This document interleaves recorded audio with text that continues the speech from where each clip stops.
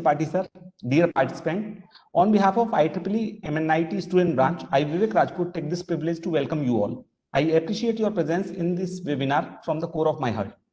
As we are organizing a series of webinar via IEEE MNIT student branch, and this is our webinar.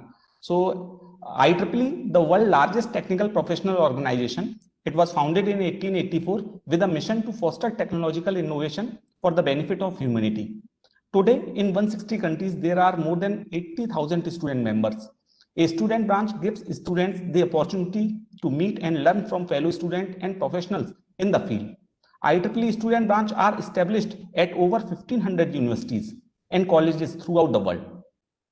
Student branch activities offers numerous educational, technical, and professional advantages to IEEE members through special projects, activities, meeting, tours, and field trips. IEEE MNIT student branch is currently a vibrant student branch, and we have 8 active societies and over 60 student members. Collaboration, inclusive excellence, and collective efforts made IEEE MNIT student branch to reach new heights in terms of events and number of student members. Dear participants, before we start, there are few instructions which you all need to follow during this webinar. You are advised to mute your microphone and also please turn off your video. If you have any query or question regarding the talk, you need to write it in the chat box of Webex meeting. And after the completion of the talk, Dr. Karun Rawat, sir, will address those questions in the time allotted for question answer session. Now, I would like to invite our IEEE volunteer, Mr. Karun Rawat, Mr. Kumar Mohit, to give a brief introduction of Dr. Karun Rawat, sir. Kumar Mohit. Okay, sir. Thank you, sir, for the opportunity. Good evening, ladies and gentlemen. A warm welcome to all of you. Today, we have with us someone who is technically sound through top-level college exposure in India and foreign to guide us towards presenting and quality research papers through writing abilities, contents presentation, technicalities, pros and cons, etc.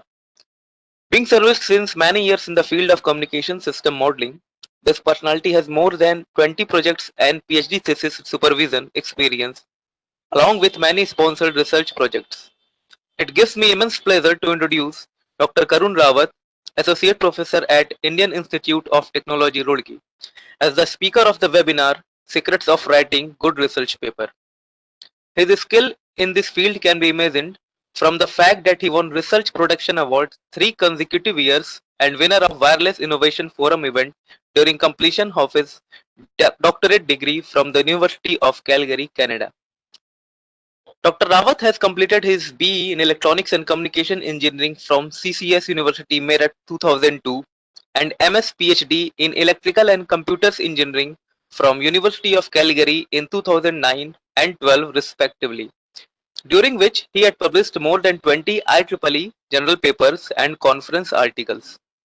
Further, he pursued PDF at the university for 1 year and later joined IIT Delhi as assistant professor for 1 year and IIT Roorkee as associate professor since January 2014.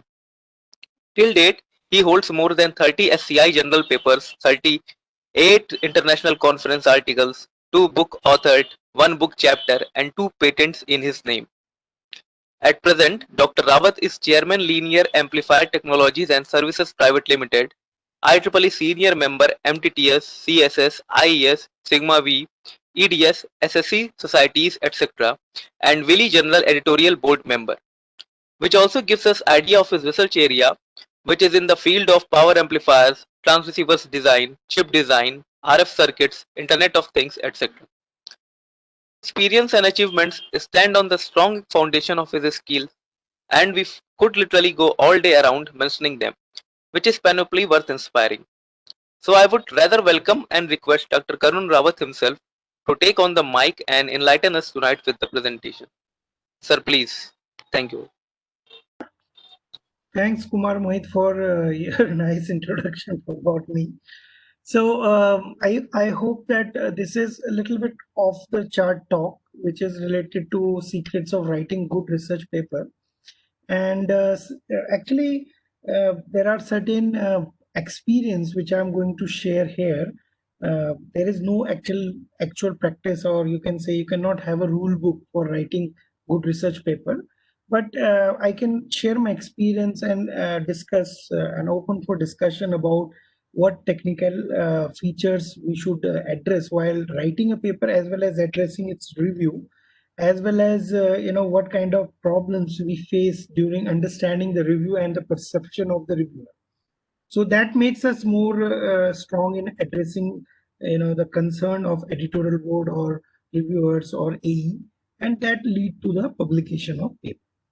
So I'll go one by one. Yes. So generally, I'm trying to discuss the holistic approach around here. So first of all, we'll discuss what do you mean by self-evaluation of your work. So self-evaluation of your work, where I'm going to discuss that what kind of work is it and how we decide there where it will be published. Means whether it can be a good conference article, whether it could be a good journal article, or whether it could be a good magazine article or a review paper. So this is what I am meant here about self-evaluation of your work. Then identifying the type of research paper for disseminating your research outcome. This again in continuation to conference, journal, or a magazine paper. Plus, what kind of area you are addressing and what kind of whether it should be a journal or whether it should be a letter. These type of things should be addressed in that discussion. Then we will have some summary of publication process taken from one of the journal which falls in my area called Transaction Microtheory Theory and Techniques, and how editorial board interact with the reviewer and what point of checks are there. Then we'll discuss a little bit some key points on drafting the paper structure, then formation of introduction and paper subsections, and some guidelines about technical writing in research paper, how technical writing is differed from general literature writing, and handling of reviewers queries, which is very important part of this whole review process. And then references and appendix, why we require appendix, what should be going to appendix or what should be in the main text, and also discuss about references, what references should be included, and how we latest references and some of the references related to the journal where you are actually publishing. All these things are there. So let's start one by one discussing these points. So when we talk about self-evaluation of your work, there one thing is which we all know, because most of you guys are PhD students here. So, and some professors are there who already passed through this stage. So you know that for any kind of research, we should have a literature review. Now, one thing is that we divide nowadays. I just want to a little bit discuss more, elaborate about this literature review. There are two things for engineering and the science. Engineering science has a different way of understanding the literature. So first thing is that whether this literature is based on the requirement. Like for example, if you have certain projects running up in your group or in a department which you are going to contribute into, so you already have certain goals. Now you do literature around that. Another is basically open research. Open research is basically like you try to, yes, sir. Do you have any questions? I think Party sir has raised a hand.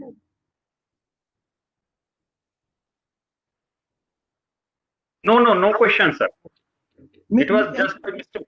No. I understand, No. sir. So anybody can interrupt it in between. It's not a problem. So it may become more interactive. So, okay. So what I wanted to say about second thing is basically open literature. Open literature generally, which most of the academics, in around India, people follow this thing that we give a general topic or supervisor give a general topic and student go and understand the literature properly, what is going on already, and then with the brainstorming of their peers as well as his supervisor, he find out that okay, this is not done and we can contribute in this way. So these are the two things. One is a specific research topic based on whatever work or whatever goals or technical goals has been given to you. Another is basically open literature.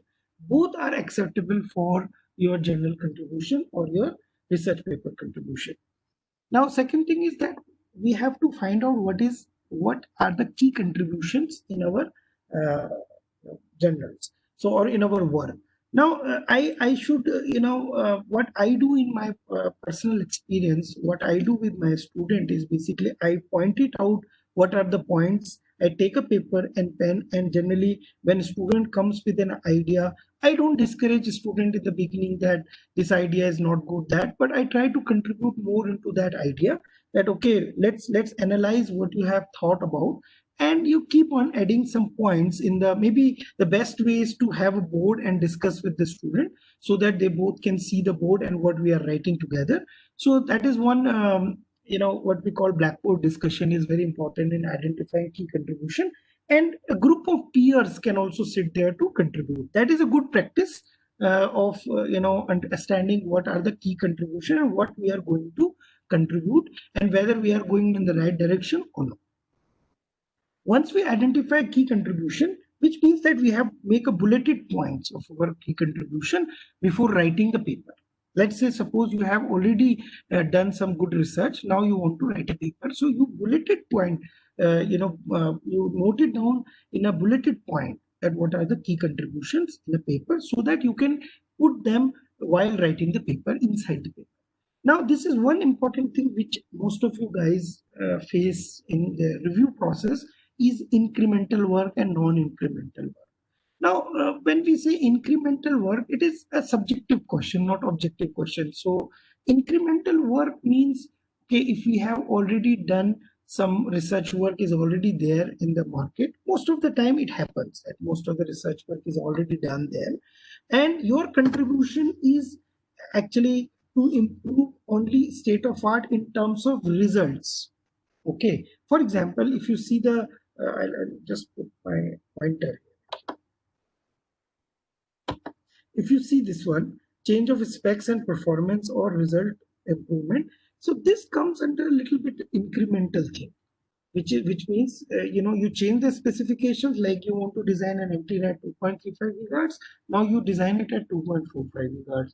So this is more like, and maybe you improve the performance in terms of gain, in terms of radiation pattern. So this is basically related to change of specs and performance improvement. So they sometimes consider as an incremental in the context of journal or transaction papers. And but it's not necessary that always it is considered like that. It depends on what kind of work has already been done, and did you actually achieve a problem, or did you actually achieve a performance which may not be possible without certain scheme or methodology. That comes under one more topic above that is new design with some methodology. So this is not actually incremental. There is a very fine boundary between deciding incremental and non-incremental. Of course, the above two topics, which is new research area and new technology development, they are not incremental. They are actually incremental work, and or which is like more. You should not say even incremental, non-incremental. It should be like new work.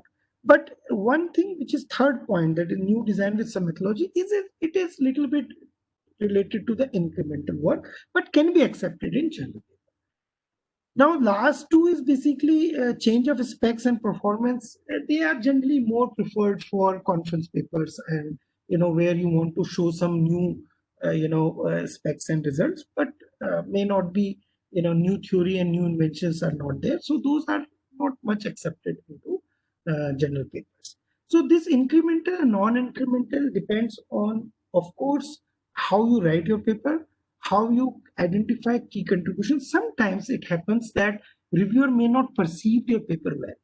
So in that case, when he gives your reviewer comments to you, then you have to understand what he perceived from your paper, and there may be some of new technology development, new research points, or new methodology which you already know that I had presented in the paper, but reviewer did not perceive it. It means that, and he remarked that it's an incremental work, or even it is a no novelty is there. So then you have to address him that, okay, maybe there is a possibility that he did not understand what you have written. So you have to improve. So this is how we decide whether we have a novel work or incremental or non-incremental. Then this is the last topic which I want to say. How do you benchmark your novelty? So, if you have a new scheme, new methodology, or new technique validated with theory and experiment, then this is of course one kind of novelty. You have to emphasize on that fact in the introduction itself of your paper. Then one more thing which I want to, this is a good platform for addressing the discussion or addressing the reviewers also. Many of you guys may be reviewer or may become reviewer. There's one thing which we go very wrong in sometimes in which ethically I don't understand, and sometimes I write it to editor whenever I practice this thing in my whenever I'm handling a review, and also whenever I receive the review as an author, I generally try to bring this thing in front of editor that this is an open research. Like for example, you say that you have done certain research topic, or you have given already a certain methodology for a particular scheme or particular design. Now somebody has proposed a new design scheme, a totally new design, which may have a totally different methodology also. But people argue, or reviewers sometimes argue, that when I have this scheme already available in the literature, what is the need of inventing a new scheme?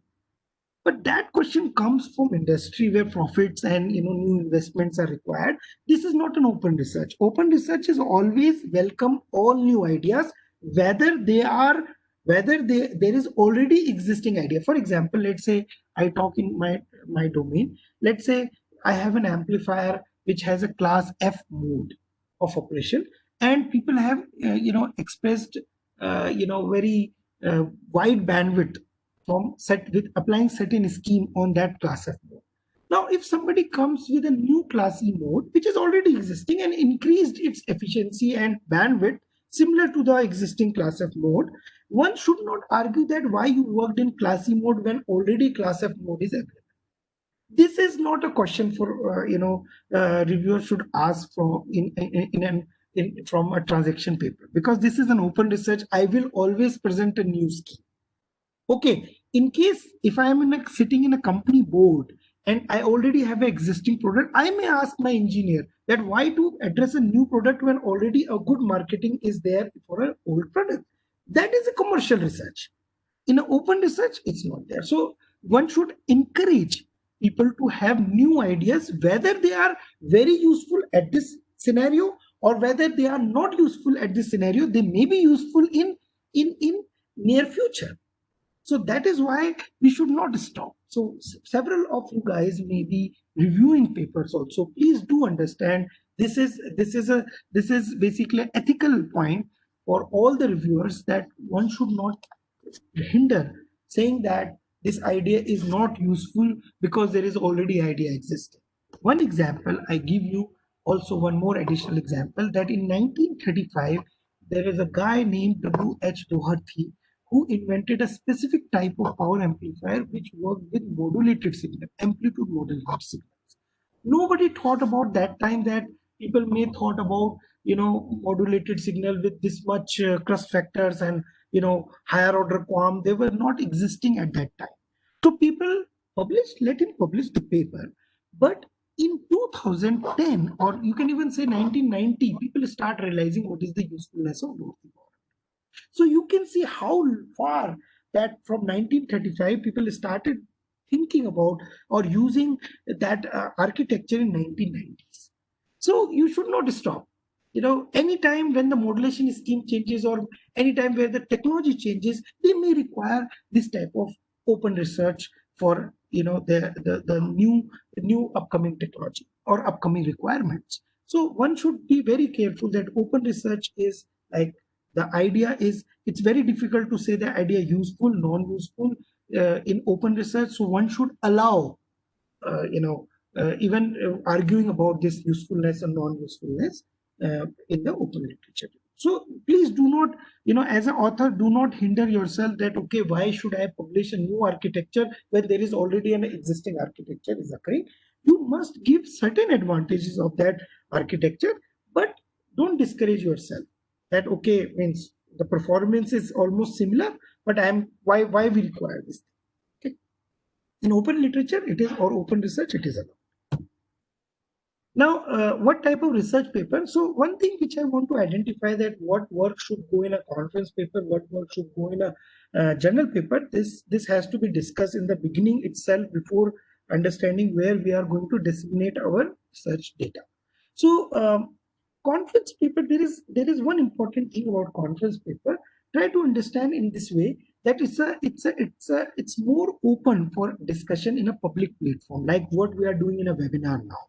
So the results may be precise, and in a limited space, they may not be novel, or sometimes people wanted to display results without explaining what is the underlying theory behind that. For example, if I'm an industry guy, for example, let's say I'm an NXP guy, and I try to design, or I suppose my industry recently developed a device which can give 800-watt power at L band.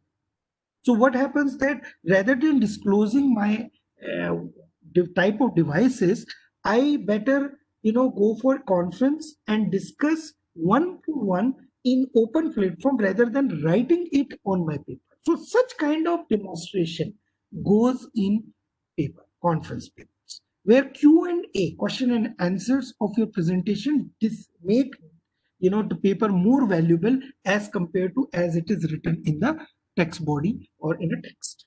Okay. Now there is one more thing which is very a misconception in the Indian scenario, that poster versus podium in a conference paper.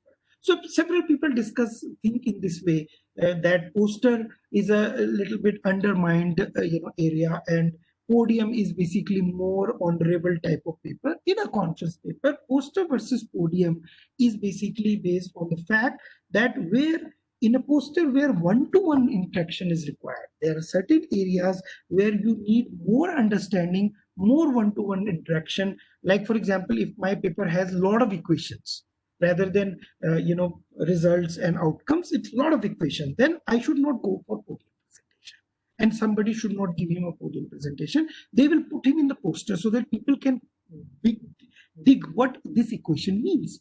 So that is what poster means. And podium means where you can actually have comprehensive understanding of the paper within the text, and or with the presentation, and some few question and answers can give fulfill the gaps, little bit gaps left over. So those are basically podium presentation. So poster presentation is for more detailed interaction, rather than podium is a very confined interaction. So there is no harm in poster. That is what I wanted to present here. Now, when it comes to journal paper, for example, so in journal paper, now first thing you have to be understanding that journal papers are not meant for those people who wanted to put some results hidden, and they don't want to show much results because of maybe commercial interest, maybe because of IPR, or maybe because of the competitive concept there or competitive point of view. So journal papers are those where everything should be explicitly defined, nothing hidden. So those are basically more comprehensive details with very small and minute details should be there. And because why we have this type of thing? Because readers have no open public discussion platform available for journal paper. So whatever you have a journal paper, that is going to be, people are going to discuss, read it and understand by itself. So it is not like open journal discussion platform. So conference paper is like a teaching. A journal paper is like a textbook, something like that. You can refer it in this way. And then similarly, as I discussed, that journal contents are open research and they are available in a public platform. So basically you can be explicit in description. Now, when it comes to magazine articles or review papers, so this is basically, review of this includes review of techniques addressing more wide range of readers. So when we write magazine articles, we try to focus on more holistic view of the research rather than specifying certain methodology there. So what you do is basically you try to describe an area of research, then you narrow down it to certain example sets or case studies. So this is a kind of what people require for magazine article. Now, for example, I wrote here that it means that illustrative versus analytical. So we have to properly balance this thing in magazine article. In fact, we should be more illustrative rather than analytical. So people won't like much mathematics in magazine article. They like more illustration in the magazine articles. So this has to be very important. You should know this thing. Sometimes people put it in a shaded box or blocks inside the magazine article. The analytical formulas goes there, so that some readers may, who are interested, go for those formula readings, and some of them who are not interesting, even they can avoid that shaded blocks or some kind of special section put there. They, even if the readers are not interested in going to that, they should understand the paper. Okay? This is what is the what means balance between illustration and analytical. Now, magazine articles are generally expected to be written by those who have done already significant work in the relevant area. In fact, what is a good process, a healthy process for a professor even, is that he should write journal papers. So generally what happens that the PhD people write more innovative ideas. The professor can write conference papers as well as magazine article as a main author to summarize the work of their research group. So that is where magazine articles are important. Now, the last point which I want to emphasize is that perspective should be emphasized in a particular research topic in a magazine article. Now, this discussion also conclude one more thing, that whenever you guys are going for a research area to understand, let's say you are a 101 stage, for example, which you are a first year student, you just completed or you just joined. Now your supervisor asked you to start reading power amplifier. You wanted to do power amplifier. So first thing what you should do is go for magazine paper. Try to understand magazine paper, because it's a whole thing which is summarized in one small paper, whole research perspective with a lot of literature review there, a lot of references there. So you can start your research from understanding magazine articles, which are more easy to understand. Then you start going for journal papers, which are referred to the magazine. Okay, so this is how research is done. So similarly, magazine articles are wrote for, we have written those papers mostly for those people who are in the beginner area and who are in a wide, maybe those people who are not in a power amplifier domain can also read the power amplifier magazine article based on power amplifier or focusing power. Similarly, we have, we have to be very clear about the scope of journal. This is very, very important, because if you choose wrong journal, then your paper may be rejected even at the editor level.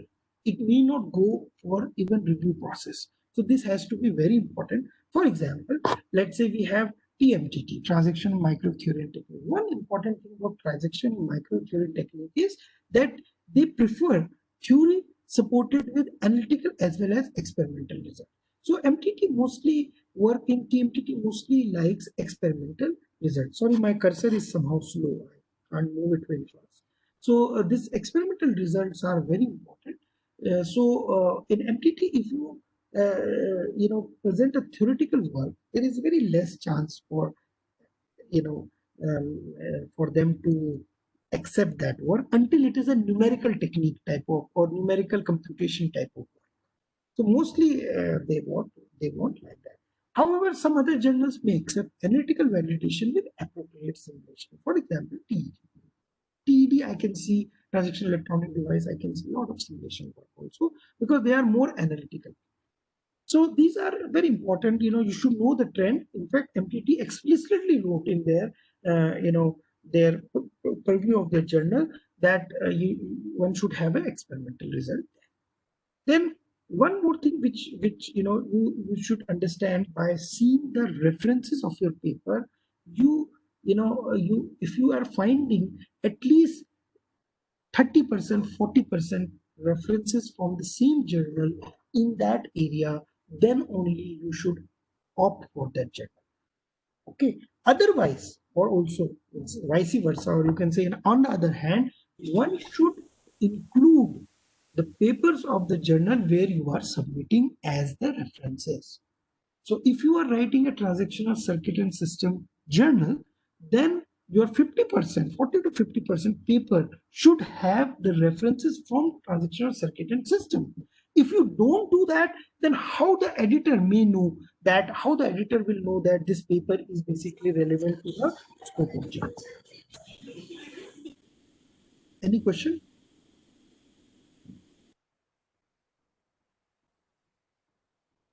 So remember, yes. Any question? Sir, I have one question. Yes. Sir, actually, many of us has good research work, and Yes. how one can get the confidence to publish it in IEEE transaction. Yes, sir. Yes, sir. That's. See, we should not think in this way. Actually, what happens, sir, that there is no specific rule for transactions to publish. First thing is daring is required, because people always in Indian scenario, what we do is we thought that the transaction generally, they reject papers, so why should we go? So this is a common mindset of psychological mindset of a student to get a get a fast publication, or fear of rejection maybe. That's why they don't apply for transaction. So there is no specific guidelines that this paper should go to transaction. If you feel that certain similar work is done in transaction, and when we say the literature review comprises of all the journals, even including transactions. So in that transactions, if you see that your work has contributed more in the existing literature, then you should go for the transaction. And second thing is also, which I wanted to say, that one thing which what everybody in your whoever be listening this article, there's one thing which you get from transaction review is the knowledge. Because when you start submitting the paper, when the reviewers review those papers, still, as far as my knowledge is concerned, when I review the transaction paper, I see that reviewer took lot of efforts to make reviewer comments there, and the reviewer comments will make you understand the theory. So when we talk about journals, it is different from conference, where conference you can discuss your research with your peers in an open platform. In journals, review process is the way. So when I reject your paper, it doesn't mean that I am rejecting your paper upfront, that I don't want to publish it. I'm trying to improve your paper by giving you reviewer comments. You improve your theory. At least if you feel that this work is, because sometimes we miss certain key points. And, when we miss some key points or key references or key literature, which is already existing, and we do this mistake. I do also this mistake several times. And then we understand, no, this is already done. We have wrongly perceived that, okay, this is new thing. So that's fine, no problem. But the reviewer has given some comments to add sometimes, or most of the time actually, reviewer gives comments to improve the paper. In fact, to think in a new direction, so that you can improve the novelty of the paper also. So this essence always you get only from transactions. If you go for a lower SCI index, or Q3, Q2 journals, or even Q2 also, you won't get that much rigorous review. When you don't get rigorous review, you do not understand the perception or the purview of the literature or the theory what you are working on. So you must attempt transaction paper in the beginning, even if you get a rejection. They will make your paper very good after 1-2 iterations. So that I am going to come into that point, sir, that rejection does not mean what we understand. That rejection does not mean that it's bad. There is one question from Nikita. Just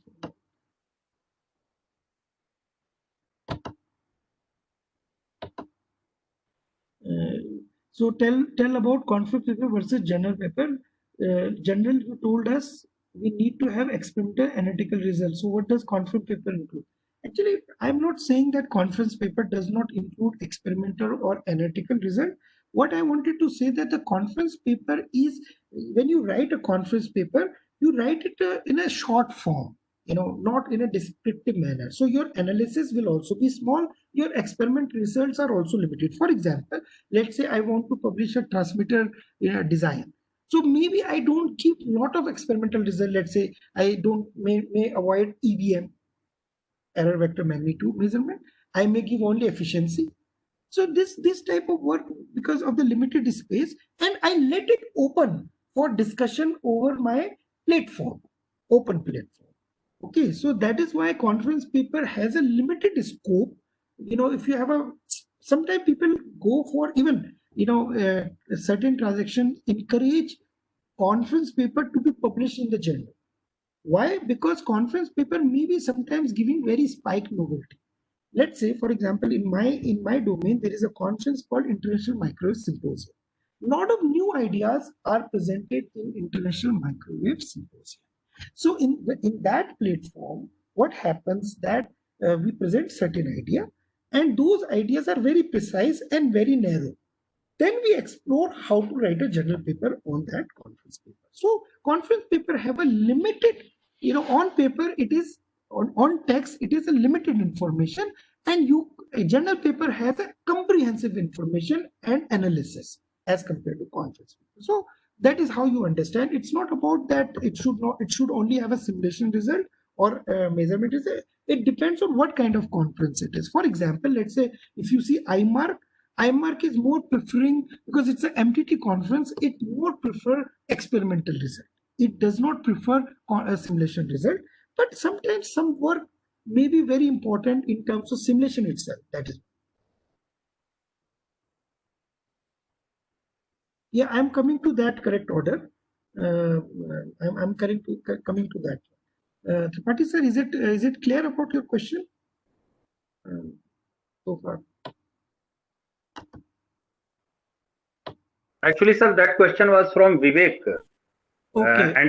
And I think it is properly described. Okay, sir. So I'll go for the next. Definitely, sir. Okay. So this is, I took it from MTT presentation of George Punchak. Actually, George Punchak was MTT editor once long back. When I was my PhD student, he was editor at that time. So he wrote one article, Understanding the Process of Writing Papers in MTTS. So this is a summary of how editorial work and interactions between reviewers and other parties like AE, EIC happens. So generally, he's explaining it in terms of flow chart. That once you have a new idea, you go for literature review, and then you find out what is the theory and what is the technology developed. I'll go in elaboration later on, but this is just to understand the flow of how paper work. Then you say that, okay, my work fit in a particular type of journal paper. For example, let's say I will go for circuit and system, or shall I go for a transaction of microwave theory and techniques? So this is how you describe on the scope of your journal paper. Then you write a paper and submit the paper. And one more important thing which he highlighted in the red color is proper formatting is important. So if you don't follow the format, they may reject your paper in the assistant level also, EIC assistant level also. Like for example, let's say I put a point, emphasize on a point earlier, that whenever you are submitting a paper on a transaction, one should know that at least 40 to 50% references should be from that journal paper. Otherwise, EIC assistant may also reject it. So generally, this is not happen mostly in the MTT. MTT generally it goes for review. That is how MTT works. But some transaction I have experienced, like for example, industrial electronics, they particularly raise these questions. Also, transaction circuit system also raises these questions in the review time. So then after that, if it is within the topic of journal, if it is yes, then we go for further analyzing that sufficient technical content is there or not. Remember that this is this is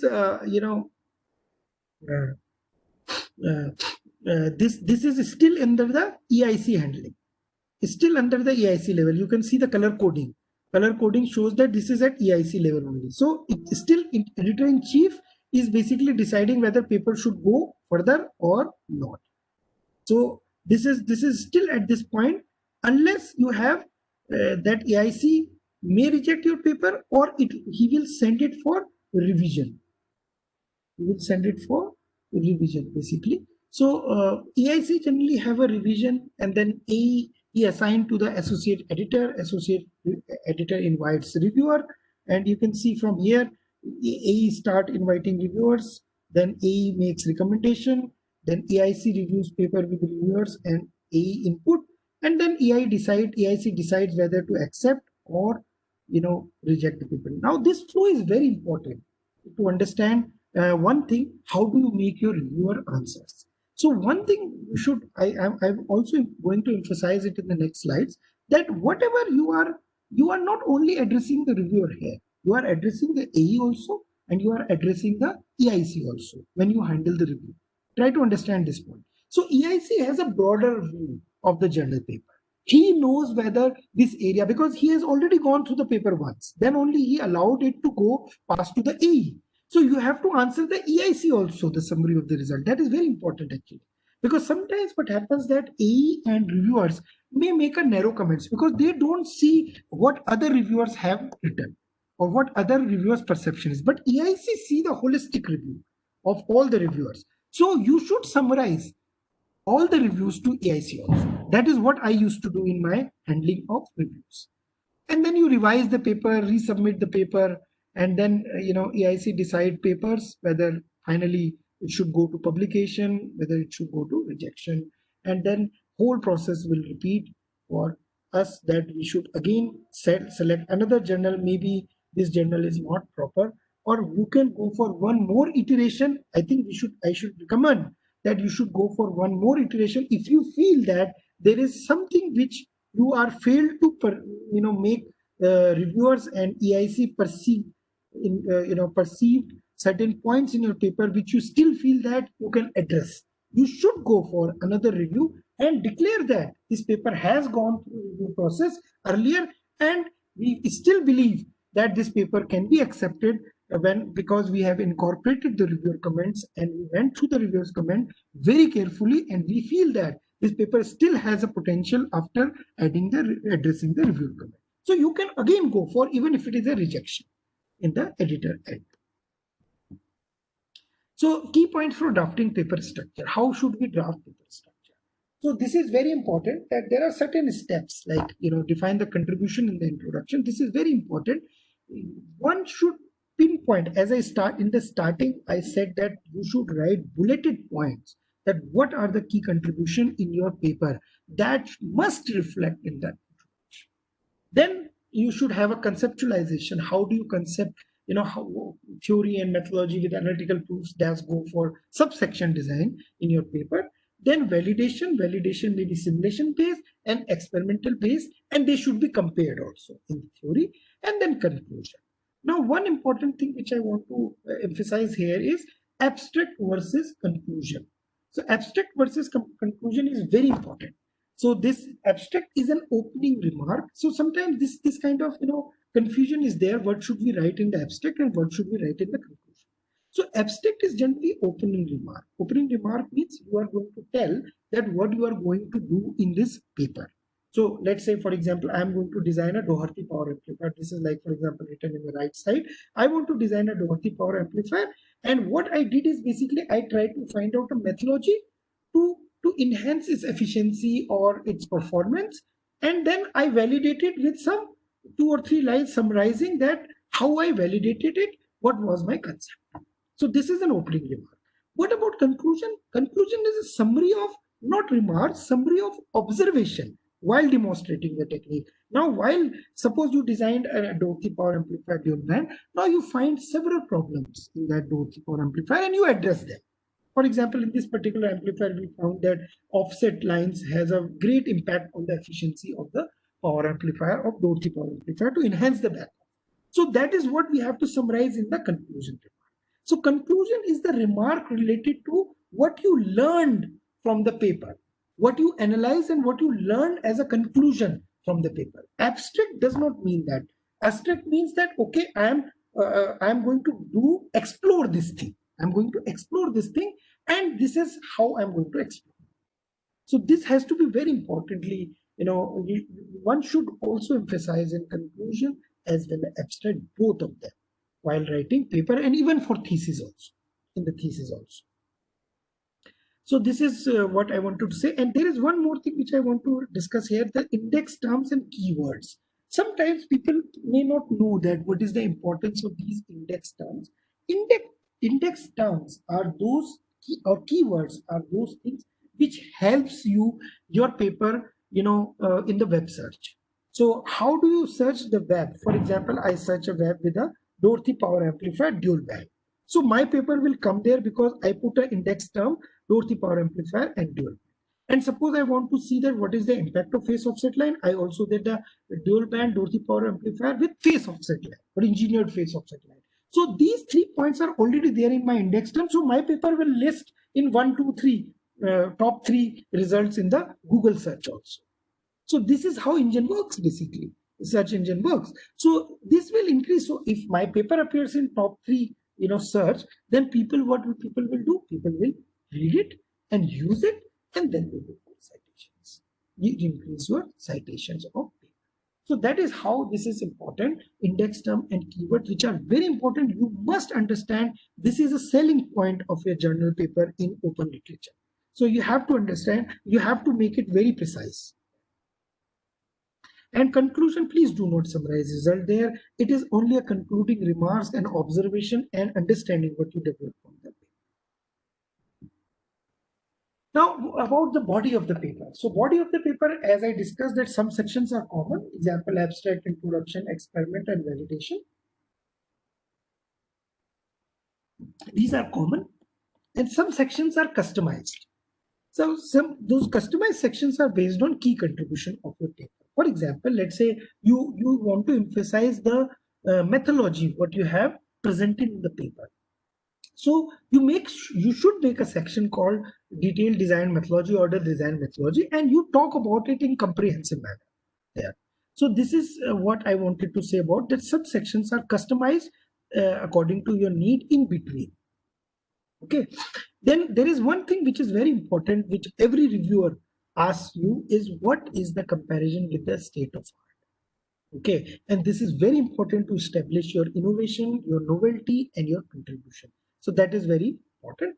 And sometimes this is very important to choose the title properly, because this is one thing which I felt with Americans, basically while working with Americans, that they are very, very particular about the titles. They want title to be very catchy in the paper. So one should actually work about this thing. Means we should not, this is one thing which we perceive most of as an Indian, we perceive that, okay, I did a very great job, I did a very good paper, but let's people evaluate my content. Why should they evaluate my glamour of my paper? But this is how things work. We have to write a paper in a very, very very impressive manner to let the paper go through reviewers and make a mark on the first reading of the reviewer. So please do not just do titles whatever you want and then publish your write down the sections according, but to show. So you have to actually, because you don't have any say there. You can't tell them that, okay, I wanted to present here. You are not physically present there. So your writing skills are very important. How small things like what I am discussing here are very important. How you make a structure of the paper is very important to emphasize what is your contribution there. Okay, so I'm writing here that introduction is basically, for example, in the introduction we have a literature review to identify research gap. That has to be very precise, and you should mention it that this is my contribution. Okay, and then one thing is like what are the various schemes or existing schemes, or whatever the schemes already proposed, and what are the gaps there, so that where we fit in. Okay, and you have to be very critical about the very critical, like you should say that, okay, this, you first understand that there is a gap, and you should be very confident saying that this gap is don't let people work in this area, or there is some hindrance of getting a good result because of this particular gap. So this is called critical judging of the pitfalls of the mentioned scheme, and then you propose your scheme and its advantage based on what are the pitfalls and are you going to fill it. Okay, and this is then you have to add one small section which you generally everybody adds while seeing the old paper, is that what you did in the paper, what is section 1, what is section 2, what is section 3, section 4, like that. You have to summarize in the introduction. So this is the body of introduction there. And abstract and introduction has to be worked very well. Has to be worked very well. One should work, one should draft very well introduction and abstract. Then only paper, it should give a good impression on the reviewer. Then only he can actually understand your paper and take interest. If your abstract and introduction are poor, then he may not take interest in reading further paper. So it should attract the reader. Now, about English, how do we write English? Apart from grammatical corrections and grammatical things, tenses, and some other points which should be correct. And apart from there, I have certain points to list here. One thing which I felt in our mostly in our Indian system, that we write very long sentences. We generally write very long sentences. Maybe it's because our native language is having long conversation in a very short form. That's why. But English does not give that luxury. So English, if you want to express a lot of things, you have to make a very big sentences to express that things, and that reflects in our English writing also. And so try to be very precise while writing sentences. Don't make big sentences. People won't understand, and try to mark one point that all the reviewers are not native English. So what happens that they get confused with long sentences. So you make small sentences so that they can easily understand what you want to say. Second thing is that avoid passive voice, which we generally don't do it in general papers. This is again a lot of people, if you go to physics and if you go to chemistry, and they appreciate a passive voice. But as far as electrical engineering concerned, I felt that people don't like passive voice in technical writing. They like active voices in technical writing. And you must see in the Grammarly and other softwares also that they give a warning that this is a passive voice. So, passive voice is mostly is good for writing literature type of things. Technical writing is more easy to understand, if it is an active voice. And then there is one important thing which is particularly towards IEEE, that in IEEE, people don't allow first person remark. Okay, like for example, I can see that, or you, these first and even not second person will also. But third person remark should be there. For example, let's say if you are describing a figure, then you say that one can see that, not I can see that. Okay, or you can see that is not allowed. Only one can see that. Third person should be only allowed in IEEE paper. For they say this thing. Although you read some paper, you find that, but this is one practice which IEEE says if you go through the IEEE transaction websites. And then also one important thing about writing paper is that sometimes what is good paper actually? What is good introduction, or what is good abstract of your paper? You give it to a person, your friend, or your wife, or whoever is your very close to you. Give that person who is not related to your technical area. Let him read your abstract and introduction, and if he understand that what you are going to say, then your paper is written in a very good way. So this is one also practice you can do while writing. It is to laymen should understand that thing. And similarly, you grammatical errors and typos. Please, this is what I also felt with my students when I come to India. People sometimes throw paper to the professors. That okay, professor will see it. Please do not do that. If that is missed by professor and then it goes to reviewers, reviewer become very critical if they say very good, very grammatical, lot of grammatical errors. Then what happens that your reader will not focus, or the reviewer will not focus on your technical content. He only focused on the grammatical errors. So he will not perceive your paper depth. If you do grammatical error, please do 100% accuracy, with accuracy 100% your paper, at least, which you can control. So we already fighting a very big competition when we fight for team transactions. So please do not do typos. You have to be 100% sure before giving to your supervisor or even to the submission of the paper. Then this is one more thing which I want to say. Always present your result in terms of illustration. This I have seen a very bad practice actually in a lot of people, that they give tabular form results in a tabular form. No, it's not a good practice for an engineer to tabulate the results. Maybe in your internal discussion you can do it, like for example power versus frequency. Why should I give it in table? What I should understand from the table? Illustration actually gives illustration charts. Illustration, by illustration I means graphs and charts, etc., will give you a perception or a holistic view of a trend of your performance of your, or whatever the results. What is the trend of that result can only be obtained from illustration. That is why illustration is important rather than giving it in a tabulated or data form. Okay, so this is very important.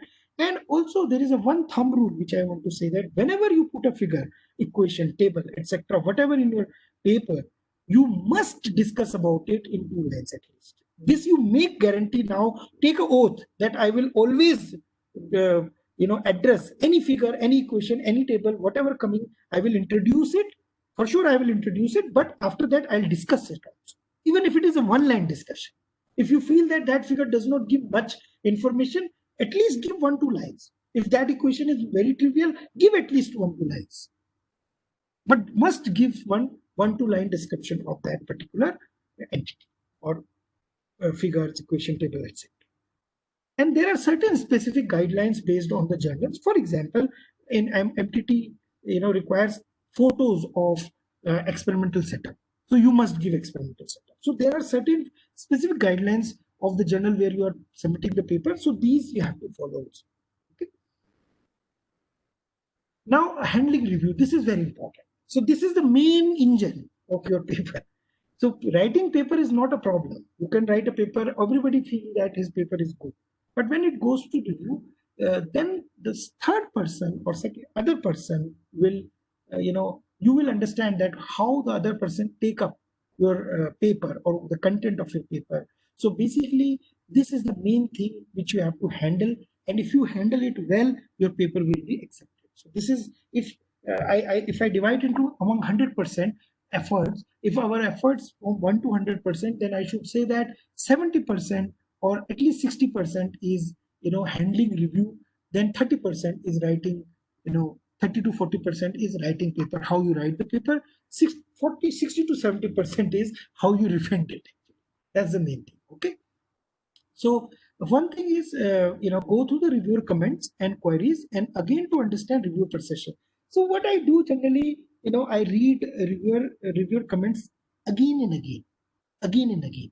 So this part sometimes I have seen my students also, they sometimes do this type of problem, that they try to address the reviewer fast. It's not a good practice, because if review has come, it means that you have a great chance for acceptance.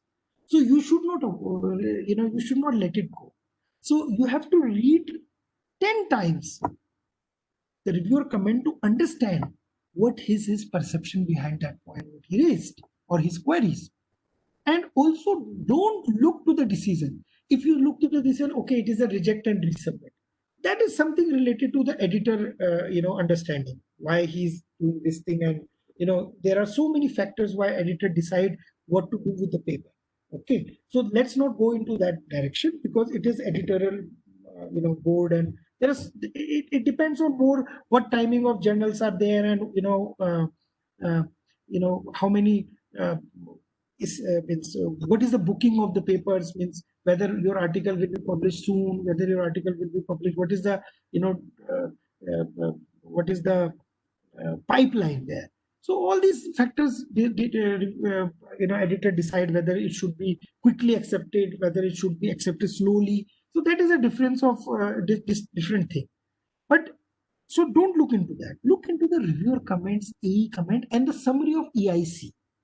Because I told you already that EIC also summarize reviewer comments. EIC will summarize the reviewer comments, but so you must also summarize your address to the reviewers to the EIC, because he is the person who knows the holistic. So, for example, I will take a few points here that sometimes reviewer may not have perceived the importance of the work. This happens because reviewers are also busy people. So they sometimes have a very limited and overburdened review sometimes, although generally it does not happen in transactions, but let's it happen. So they review it very fast and they did not get the clear perception. So they keep asking the question. Okay. So you have to understand what he is missing in your paper. So once you understand what he is missing in your paper, you can address him and then he will understand very quickly. So this is very important to understand what that sometimes reviewer may not perceive your work. So you have to let him understand what you are doing. And also, when you resubmit the paper, even after rejection, you resubmit the paper, do not be afraid to disclose it, that I already submitted this paper earlier, but it was rejected, but I still feel that I can address the reviewer comment and there is a potential in this work. So I am again presenting my case. There is no problem. Okay. And in order to satisfy reviewer, you can support your work with analytical theoretical proof. Please do remember that. Don't answer reviewer in a vague way that, okay, this is done. This is one line answer. It is okay. This don't do it that way. If he asks any question, you put a very important, you did do some analytical or theoretical proof, to address his concern. Okay. And if it is not possible to give theoretical or analytical proof, it happens sometimes. For example, if reviewer says that, okay, you get 30% efficiency with this device, it is not possible. Sometimes reviewer do this type of questions. Then you work with precedent. Precedent means that you go for journal article. In fact, in the same transaction where you are publishing, take up the papers from there and you put it there that it has been done earlier, and this is the paper which has already published in your journal where we have submitted the paper. Then he cannot say no to that. And also address this to EIC, because EIC he has a responsibility to understand that we have published something in this journal itself, which means it is already benchmarked, so nobody should challenge it. Okay, so that is why you have to give sometimes precedent. If there is no such earlier results are already there, then you should discuss it in the review answer. Also, there is one thing that it is not necessary to include every detail to the reviewer response into the paper. This is also one thing which I want to emphasize, that we have to decide while reviewing the paper, we have to decide that whether I should put this work or whatever I address to the reviewer or whatever I address to the reviewer query should go in the journal or not. Okay, whether it should go to the journal or not. So, or manuscripts, better I should say that, whether it should go to the manuscript or not. I may, if it is a trivial thing or if it is not adding further information and it is only for reviewer clarity, I should put it only in the answer. Suppose I give a graph, for example, or a plot, which does not add much content to my manuscript, but it is important to understand the reviewer, make the reviewer understand. So then you can put it only in the reviewer response rather than putting it to the manuscript. And you address this thing, that you put it there for the reviewer perusal, that this is only for reviewer perusal because it does not add any significant information to the manuscript. Yet if the reviewer say or insist that this type of information should be put in the manuscript, we will glad to do it. So this type of answer should be there. And last, one important thing which I want to emphasize here is, please do understand that reviewer is a peer. He is not God.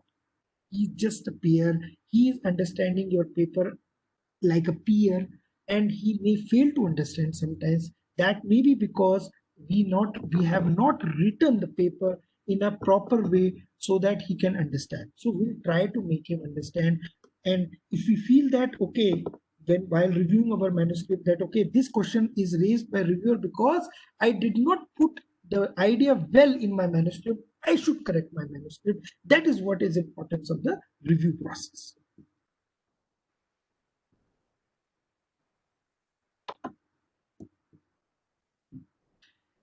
Okay, there are general instruction, like for example, right, this is generally given by this is generally given by the editor itself, that include the description of how you revise the paper to improve it based on the reviewer comment. For example, you highlight all the revisions in the paper, and also please justify your answer with appropriate reasoning. Don't give very few answers that okay, this is done, and you have to discuss. That is the only platform where which is where you exchange the knowledge between different your peer and you.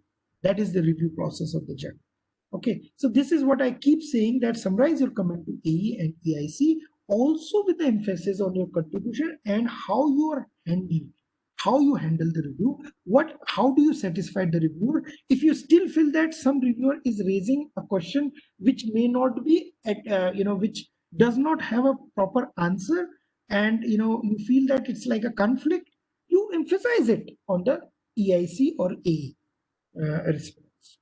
Okay, so in your response sheet, you can always put this thing up to AE and reviewer reply, and then in EIC, you can bring it into the cover letter. What are the summary of the results?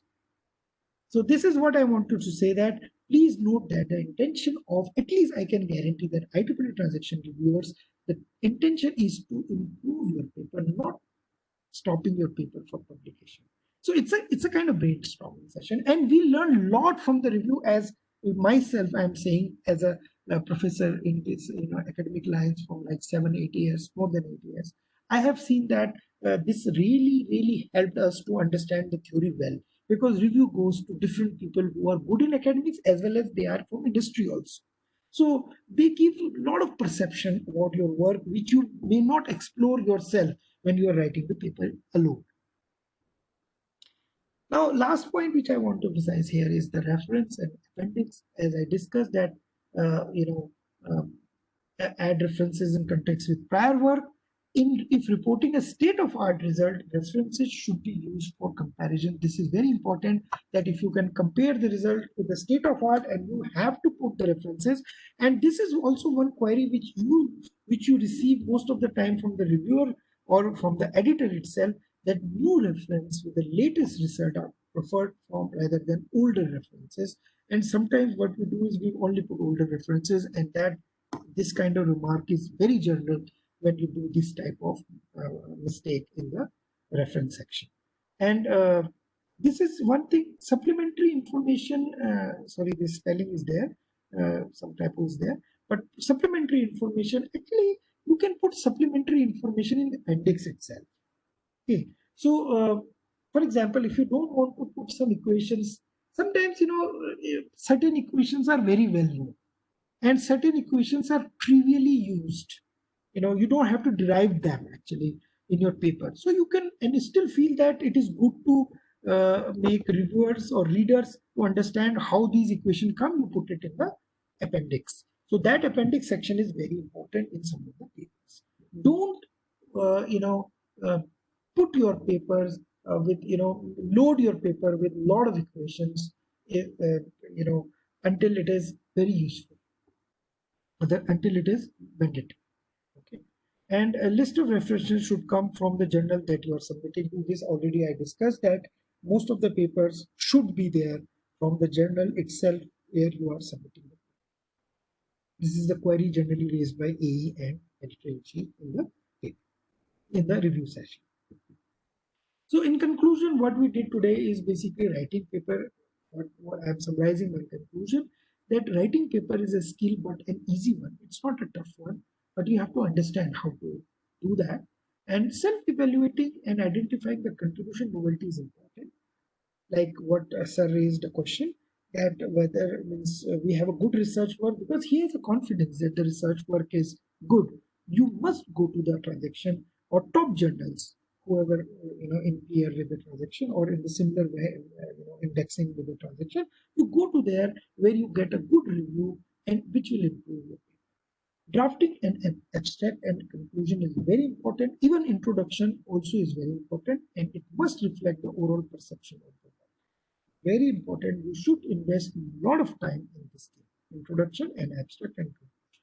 Then handling review is the most critical part of publication, as I discussed, and it should be handled carefully, and references must be chosen carefully, or as I discussed in the previous section. So this is the conclusion of my talk, and I'm open for questions.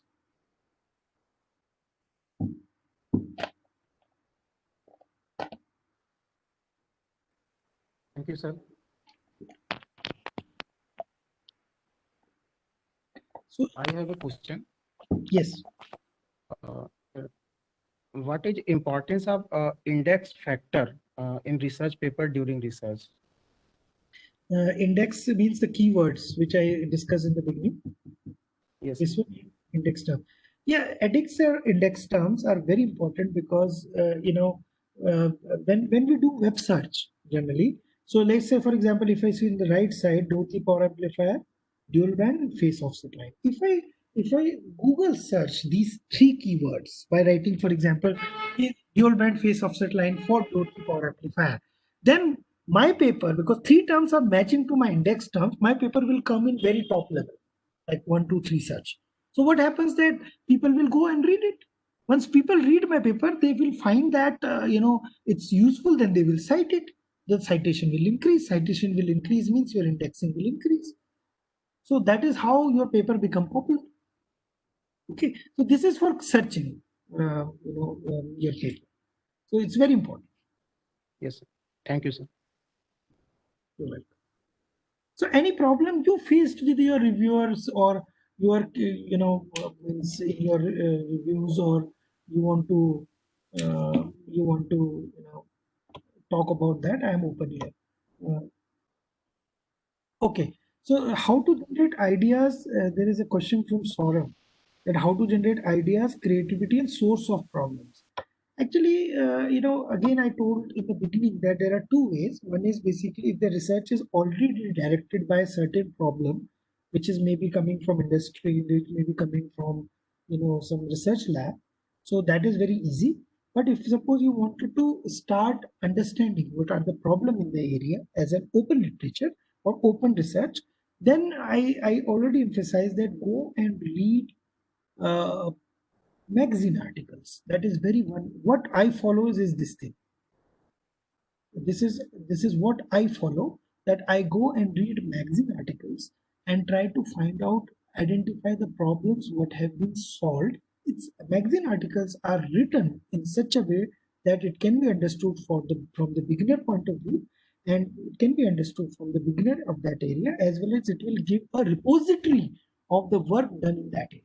So it's a very good, go and read magazine articles. That is why they made it free with the subscriptions, magazine articles. So this is one way how to generate ideas and creativity.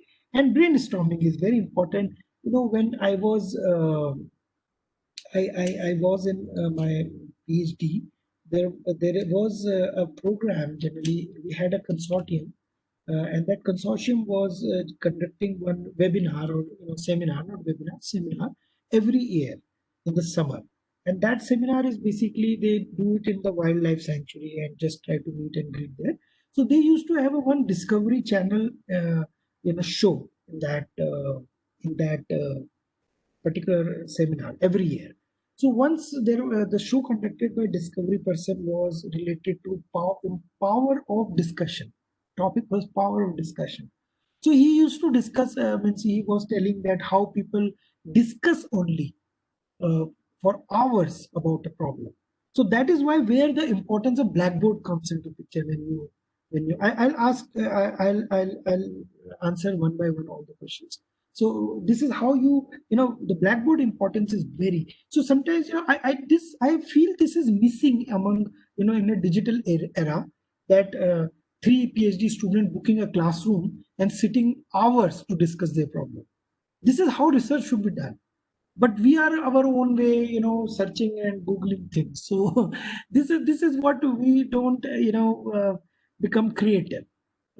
So he was giving an example of Nobel Prize winner of Watson Crick. Watson Crick was who gave the DNA model. He said that they used to come and discuss in the morning, that up to tea and a coffee break at 11. Then they have a coffee break at 11, and then they go for again discussion. Then they go for lunch, and then they go for again discussion on the Blackboard. And then after that they play squash, and then they go.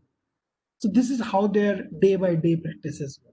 So, I feel that sometimes I should sit with the students, in hours in discussing. We try to do it before COVID in our lab in the Saturday session because Saturday student want to go free, but I asked them to dedicate at least 2 hours or 1 hour to discuss their problem, openly with whole group. Open discussion. Everybody should say. So this kind of thing is little bit missing in Indian scenario. We should do that actually. At least one day with all of the group people, with the supervisors sitting together and discussing things. And okay, one more question. Minimum, how many references needed for published journal and conference? Okay. Generally, conference is not very. If this answer is related to, what I was emphasizing, that wherever you are submitting the paper, your references should be in that particular journal also. Is this what the question is, Anuraj?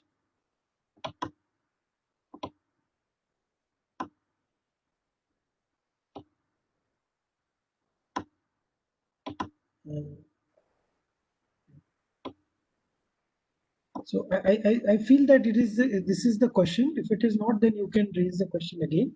So typically means there is no particular figure. Even there is no such actually requirement officially, but generally 50% should be there. 40 to 50% paper should be there.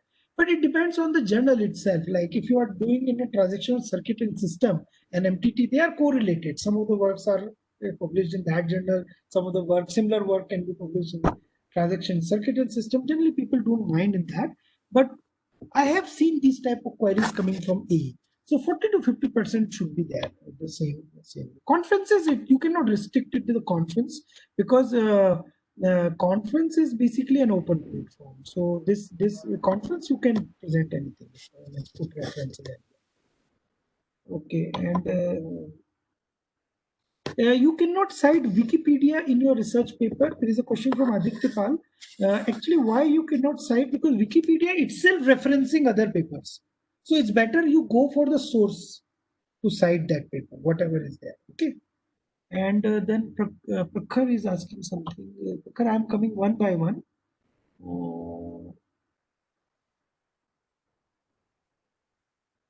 There is a question from Anandi Meena, that after finding new material, whether the work is needed to be published in journal or patent.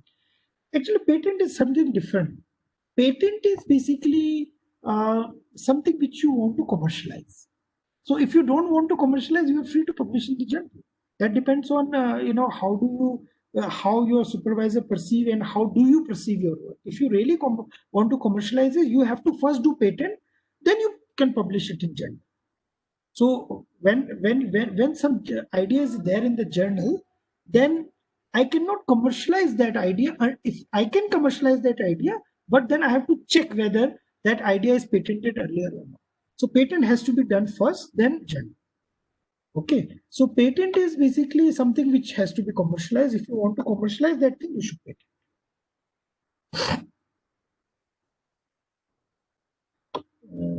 There is one question: how many reviews can be included in a research paper?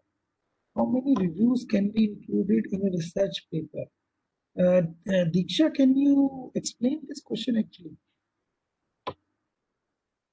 If you are in a speaker.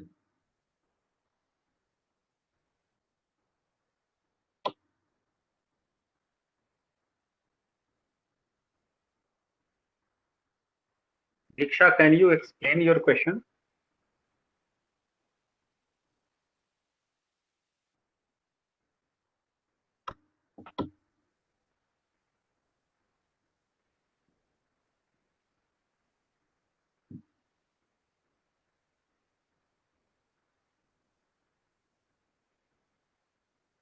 Maybe your mic is not working, I think. Or you can type what you want to say. How many reviews can be included in a research paper? Does it mean that how many reviews means that how many times the reviewers are reviews are given to you as an author, or if it is like that Something while publishing a journal, written that actually my audio is not work. So that she want to review papers should be in reference section of our paper. Okay. So generally, when you are writing a transaction paper, review section can come. Review papers can be, put as a references in your research paper. But I think I should go for original references. It is important, because rather than writing a review means like same thing for Wikipedia also. If you refer to Wikipedia, Wikipedia itself is a source of information. So the information, it's not an information, it's a source of information. So it also has some papers which it has referred to. So you go to the original reference and then Yes. Yes, sir. it's a good practice actually. Karun sir, Vivek Rajput here. I have one Yes. question, sir. Yes, Vivek, Sir, it please. is slightly different from today's topic. And my question is, sir, how to read a research paper? Because for any topic, we have multiple number of research papers. And Yes. sir, picking a particular paper that this is beneficial for me. So how to pick that paper? Actually, sir, it is very tough for us. Yeah, actually, again, then see, this is why I emphasize that the paper should be written in a very simple manner so that people can understand. But it's a general practice that people put a lot of maths there to let people not to understand the paper actually. But this may be because they want to make it impressive and it goes that way. But when you read a paper, what I do actually, I can tell what I do. What is my perception actually? So when I read a paper, I go for first a preview of the paper, because I may not go for mathematics one by one while indexing which paper is important. So what I do is basically first I go for the paper and try to understand what is the perception of the paper, what he's telling. Okay. Then is he giving a substantial information? I sometimes go for results also to see whether the results are good or not. And also I try to see that state of art, whether the results are better than the state of art. And I get a holistic view rather than going into maths. Then after that, I identify certain papers. If I don't understand the paper in the beginning itself, then it is then there is no point of going into depth of that paper first. So prima facie, I'll identify certain paper which are more illustrative and more clear in the perception. Then I'll go for the mathematical understanding of that paper. One more thing which I see that in this way is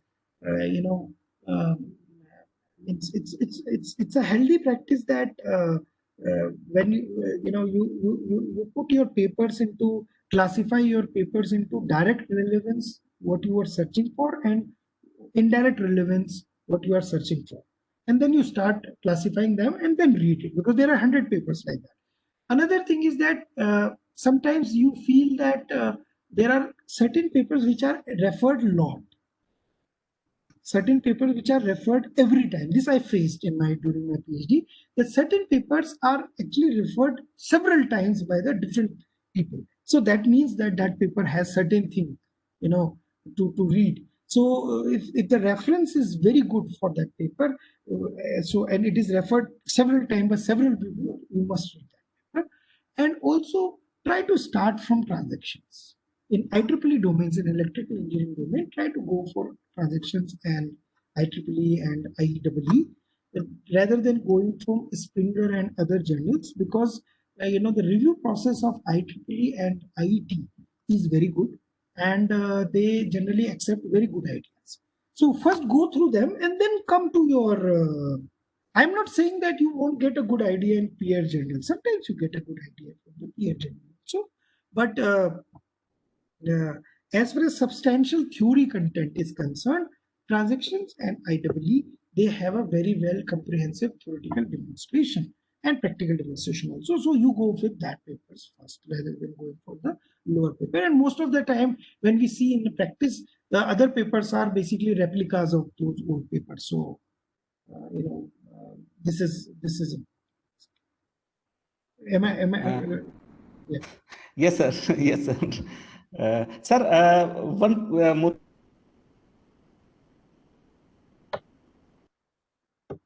Vivek, your voice is silent.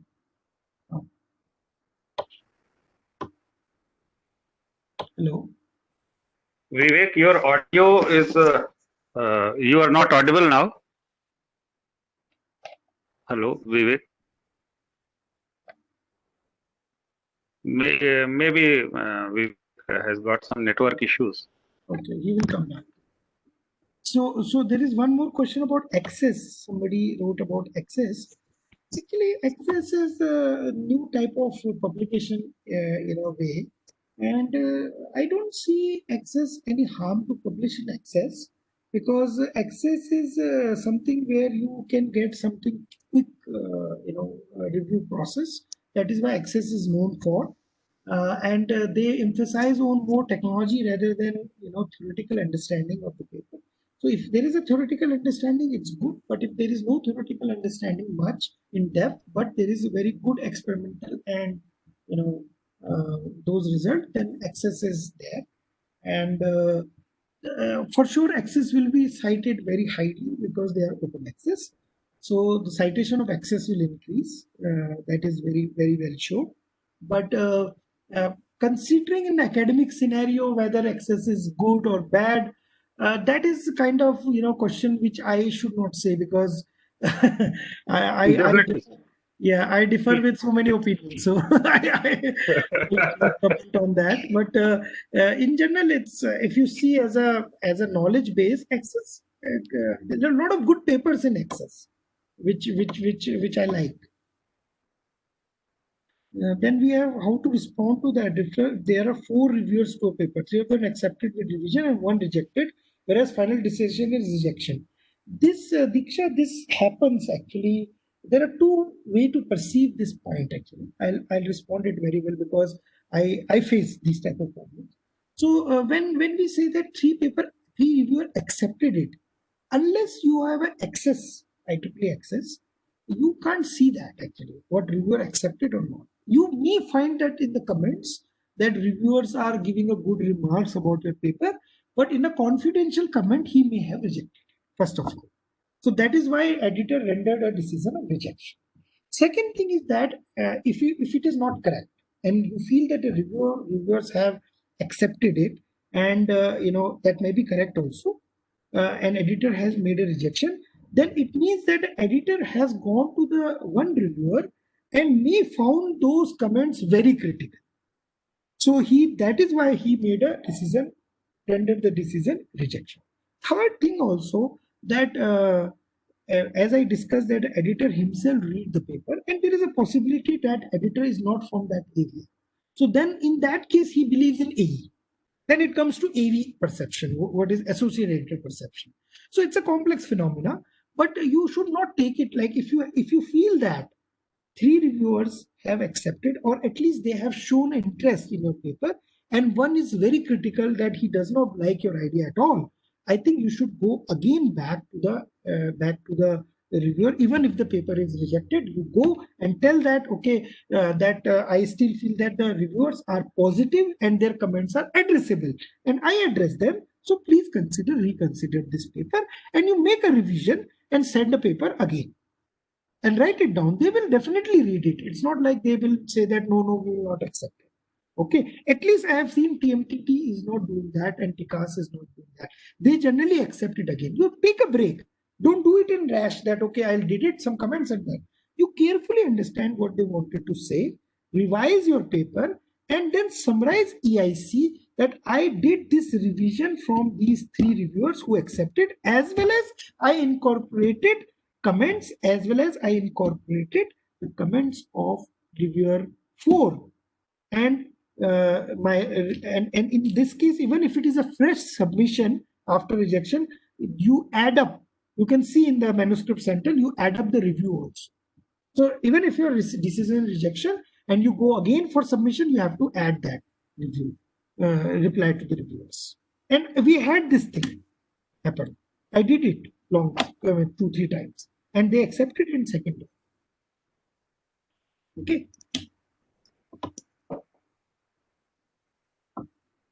There is a question from Anandi Meena that how to improve English writing skill. Actually, I am not fit to address this question. That is, English writing skill is basically, that you have to develop yourself in an English speaking course or something like that, or writing skill course. But what I gave the tip here is to simplify the technical writing. That you make a small sentences, don't use passive voices, just to make reviewer understand, because a lot of reviewers are not native English, like for example Chinese. So Chinese have reviewed, so if Chinese are reviewing paper, they don't grasp when you are writing a passive voice much. That is what I have personally seen when I have a couple of friends from China, and when I discuss with them, they don't perceive certain sentences which are longer, and they don't perceive certain sentences which are in a passive voice. So that is why we can put some points there. But as far as English writing skill is concerned, that has to be developed from the English perspective, not from the technical point of view. Second thing is that if you can have certain software, like for example, Grammarly. Grammarly is a good software if somebody is using it. Specifically, what I felt from Grammarly is that the use of model and articles like the, and all those things, he knows how to do it. So that is why Grammarly is a very good platform for these type of error. Rest of the errors, like for example, you like tenses and active and passive voices and all those things, that you have to develop yourself. You cannot totally rely on the software, because software can change the meanings. Only you can rely on the some portions, like where to use the, like a model, or where don't use the and all those things. So that where you can take up, and don't use complex words. You are not going to impress anybody with using complex words. I have seen people putting a very, very high complex word. This will really confuse the reviewer. If reviewer does not understand your paper, he does not understand the technical content. So please use a simple sentences and simple words. Don't use high class words, or some synonyms which are very difficult to understand. And yes, this is a very important question what Sailesh raised. In review article, can we use the figures from someone else's paper? Do we need permission? Actually, you need a permission to use any figures. But in general, what happens that IEEE, if you have an IEEE transaction and you are taking IEEE magazine, so you can reuse the IEEE, because the copyright, it depends on where the copyright held. So since the copyright is with IEEE, you can use IEEE work in the IEEE itself. It's not a problem with a proper reference. But if you are using it in another journal, then you have to take a permission, because the copyright is with IEEE. So this depends on where copyright lies. So I am very happy that somebody asked this question, because copyright is a very important issue, and as a PhD people, we should understand that this has to be followed. So, and for PhD thesis, you can use your, IEEE allows you to reprint your work in the thesis. Otherwise, you have already transferred copyright to the IEEE. So, copyright, using having a copyright to your thesis, you can, because IEEE allows, you can use it. That is why. If IEEE does not allow, you are not even able to use it in your thesis. Okay, but IEEE allows that. Okay, there is one question. Yes, that is a good question. Anandi raised that difference between short communication and letter. I don't know about short communication, but I can tell about the transaction and letter. What is the difference between transaction and letter?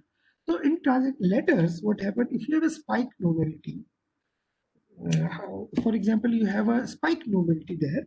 Spike novelty means, let's say you address a small portion. Let's say if you have a, for example, you have a equation of motion or any kind of equation, you add certain coefficient there, additional coefficient there, and you see that the performance totally changes, and you find a new trend. But you did not comprehensively understand that how much trends are possible with different coefficients. But you want to report it that, okay, this is still significant, but with a narrow purview and a new thing, novelty. So that goes into letters. So novelty should be very high in the letters, but may not be described comprehensively and evaluated comprehensively. So that goes for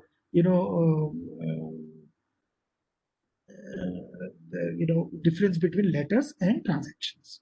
Now another question comes from Nikita Kanchan. How is IEEE Access paper different from conference? Access paper is almost like a transaction paper or a general paper. It is nothing related to conference. It's totally different. Conference means that you have a small area, you have to discuss in public platform to understand that paper. That is why conference is held.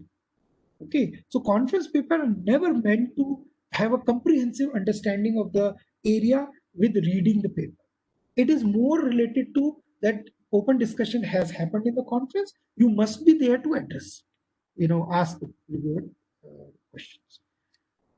Is it okay, Nikita? Means if you have any other question, you can add. Okay. Another question from Anandi is that is it healthier? Is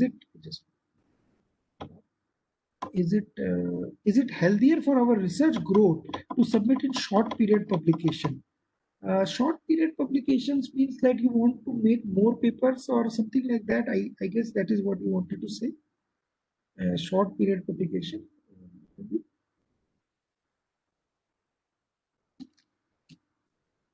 If I perceive this question in this way, that whether I should write letters or transactions, then I should say that we should write transaction, because that will make a comprehensive understanding of the subject area. So we should actually, rather than writing 10 short papers, we should write a big transaction, including, because the review process of transaction will make you learn a lot of things. So that is how you enrich your knowledge in the PhD. So you must go for transaction. Okay. Can we modify the figure to be used in review paper?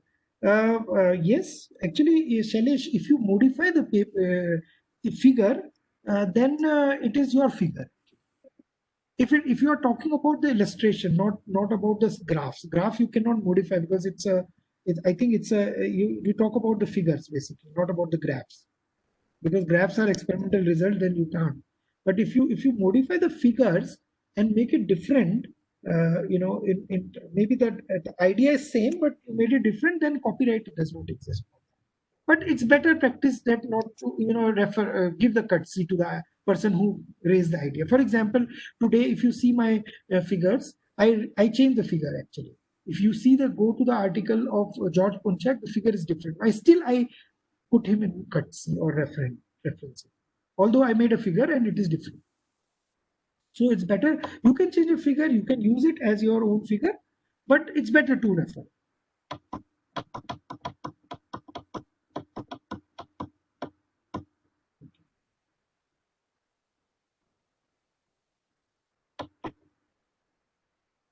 Okay, there is a question, kindly give in detail about the tenses using for each headings.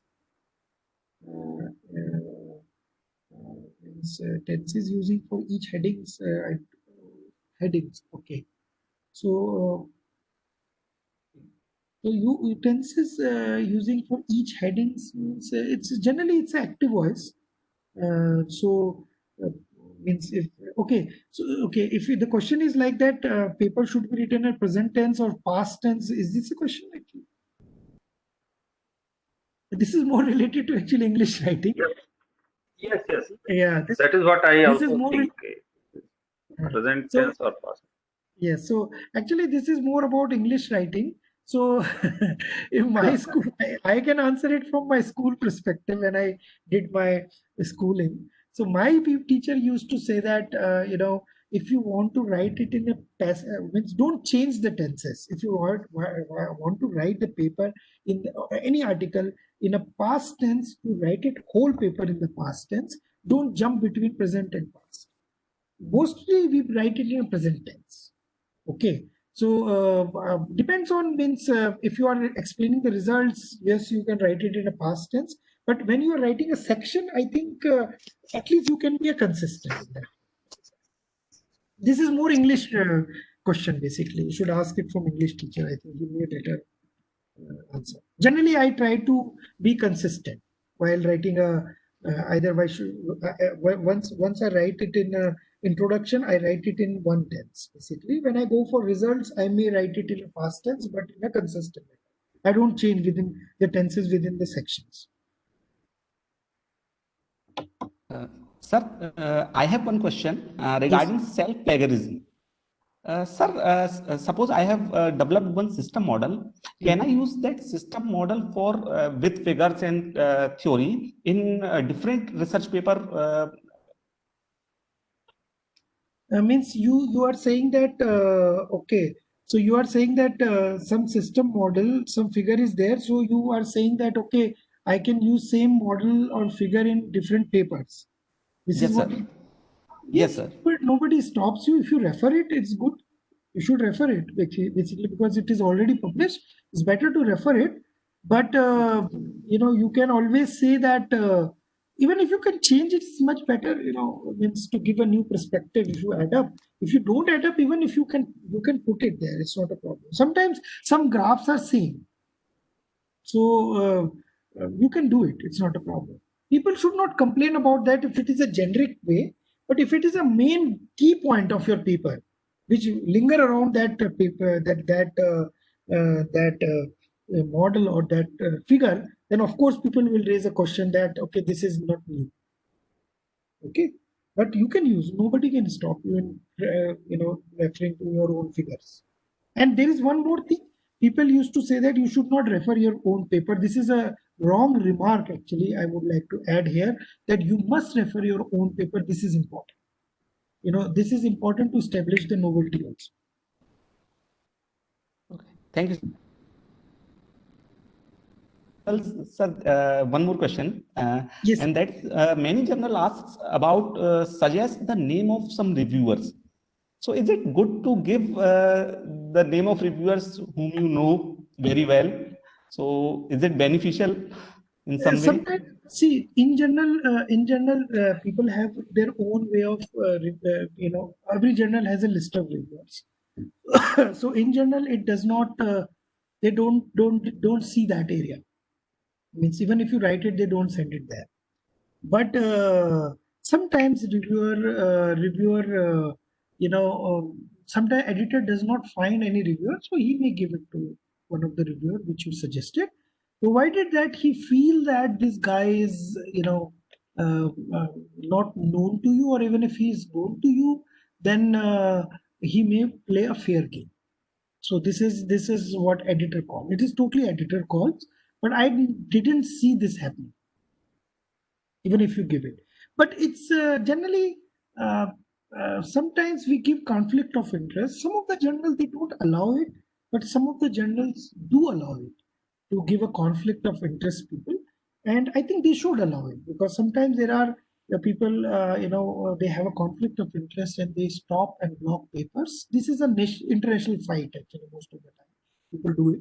So conflict of interest should be there, but in a lot of journals they are removing it now. I don't know why this is happening, but this is a good practice to have even suggestion of the reviewers as well as a conflict of. But in generally they don't take it seriously. This conflict they may take it seriously, but recommended reviewers they may not take it seriously.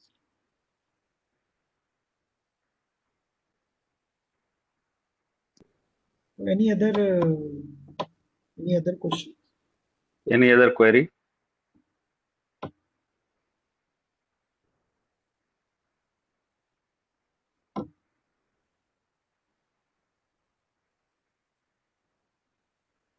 So, there are any more queries? Okay, sir.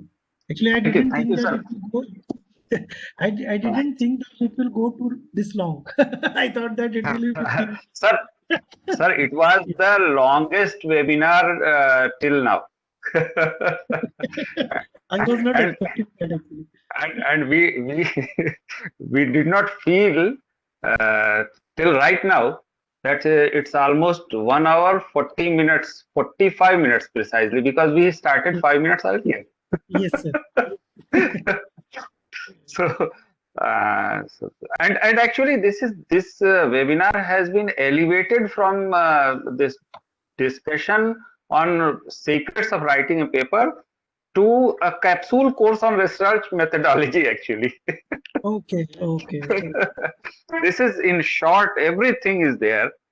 Means starting from brainstorming, search of idea, magazine, and how to write the paper, then how to have a group discussion and all those, how to understand the paper. So many things have been discussed, and I'm sure that many students will be able to understand the um, technique of writing. Technique. This is an art. And they will have confidence now. And I think NIT, at least our institute, will be benefited. But I always say to students that please dare to write projections, because at least they will make you learn what are you doing. Because as my knowledge is concerned, or as whatever I learned today about power amplifiers, I learned a lot from the reviews itself.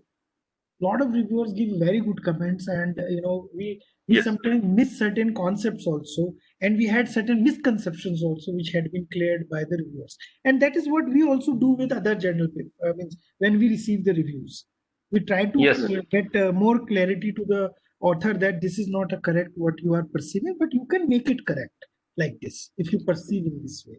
So this is like a fair game. We should not take it in a otherwise manner. Actually, reviewer has a certain experience of 1 decade, 2 decade, and he is there sharing his experience, his thought through these review comments to us.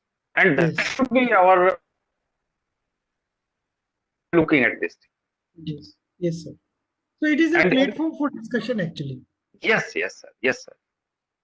In a manner, in conference, what happens? There is open discussion, one-to-one discussion, or a discussion which is going on directly, immediately. Here, the discussion is delayed in sort of some collective review comments, and we try to explain and discuss all those things.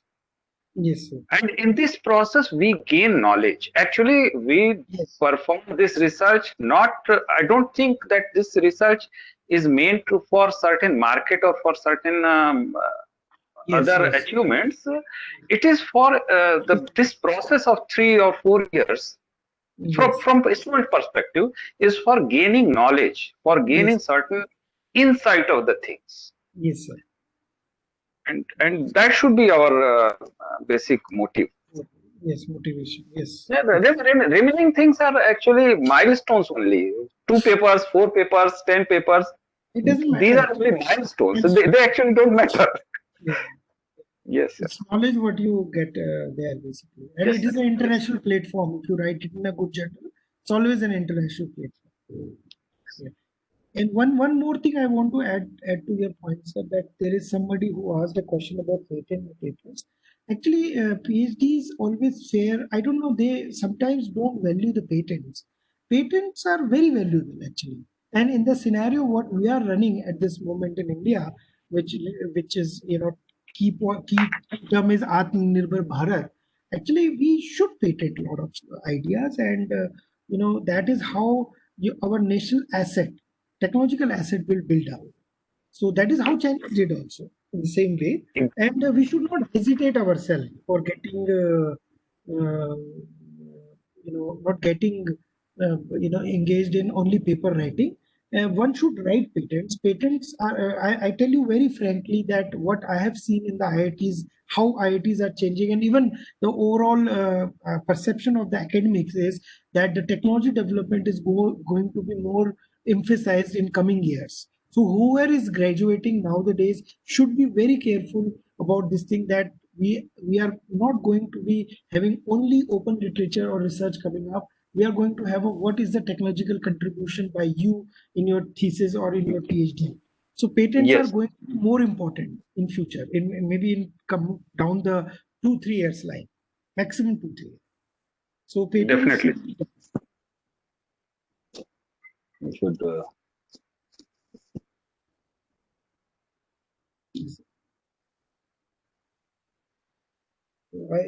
I hope, sir, all the questions are addressed, I guess, or any other. Yes, sir, definitely. So, Piyush, over to Piyush. Yes. Now for Please vote of continue. thanks. Okay. Thank you, Karun Rawat sir, for such an informative session. It is my privilege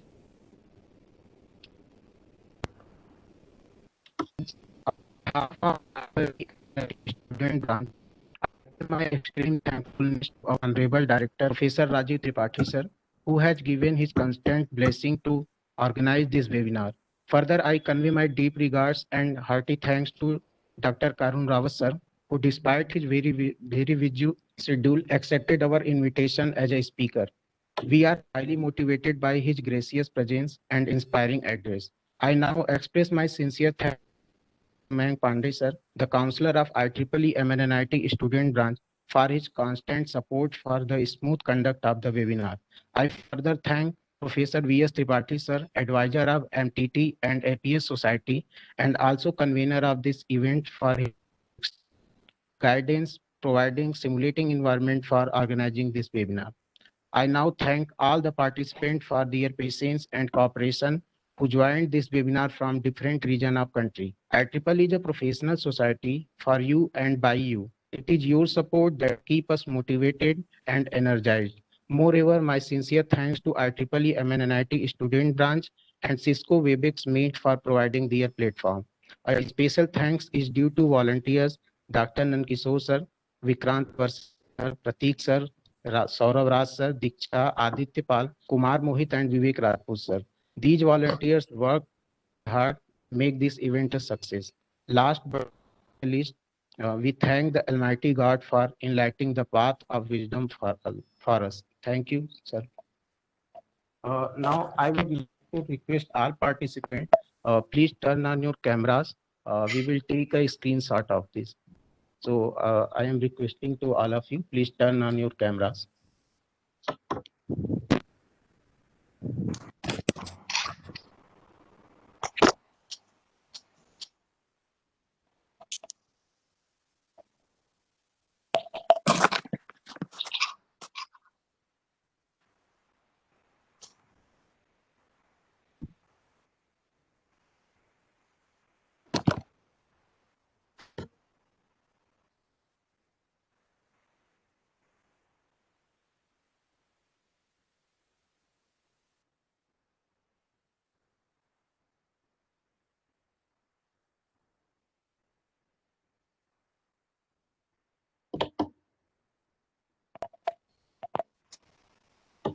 Okay, thank you all of you. Thank you. Shall I close the session? Thank you, sir. Thank you, everyone. Yes, sir. Now we can. Okay, sir. Okay.